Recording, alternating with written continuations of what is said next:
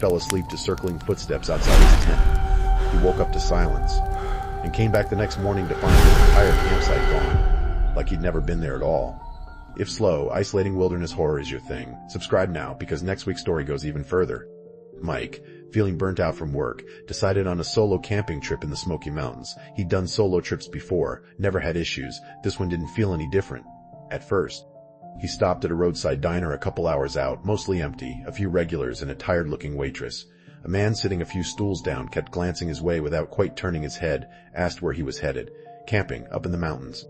The man just nodded, said to be careful out there. Asked what he meant, the man shrugged. It gets real quiet out there at night. He didn't think much of it, paid, left. By late afternoon, he reached a dirt pull-off near the trailhead. No other cars. Should have been a sign. Instead, it felt like exactly the isolation he wanted.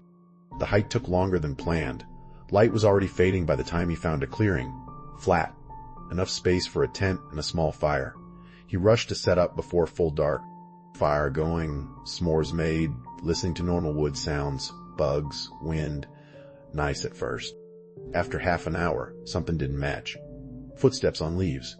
Human. A man standing 30 or 40 feet off between the trees, facing him, watching even in the low light. He called out, asking if he was all right. The man stepped closer, into the edge of the firelight, said one word, hello. Asked if he was camping nearby. The man deflected, asked if he was out there alone. His stomach dropped. He lied, said friends were meeting him soon. The man nodded slowly, accepting it, turned, walked back into the trees without another word. He watched the whole way, as the man blended into darkness. Right before disappearing completely, the man stopped, turned back, faced the fire again.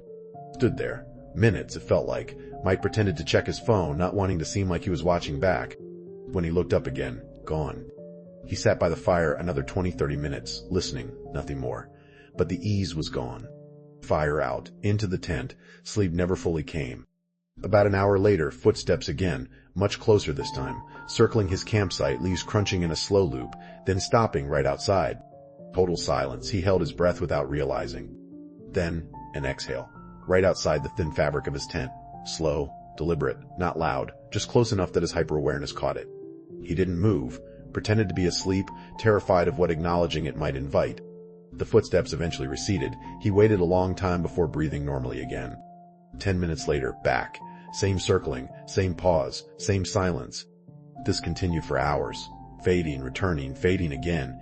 He couldn't shake the growing sense somewhere in that pattern that it wasn't just one person anymore. He never heard talking, just something about the rhythm of it that felt like more than a single presence. At some point, light started creeping into the tent, dawn. He realized he'd been awake the entire night. The moment there was enough light, he started packing frantically, hands shaking, no time for breakfast. Unzipping the tent, he heard footsteps, multiple, running off into the woods in different directions. Not one person, several. That's when he knew he hadn't imagined any of it. He grabbed what he could carry and jogged back toward the trail, expecting to be followed. Nothing came. Reached his car, locked the doors, sat there until, at some point, exhaustion took him and he fell asleep, waking hours later with the sun high overhead. Part of him tried to rationalize it, maybe just other campers messing around. He left gear behind in his rush. Full daylight now, surely safe enough to go back for it. He walked back down the trail, reached what he was certain was his campsite. Stopped completely. Tent gone.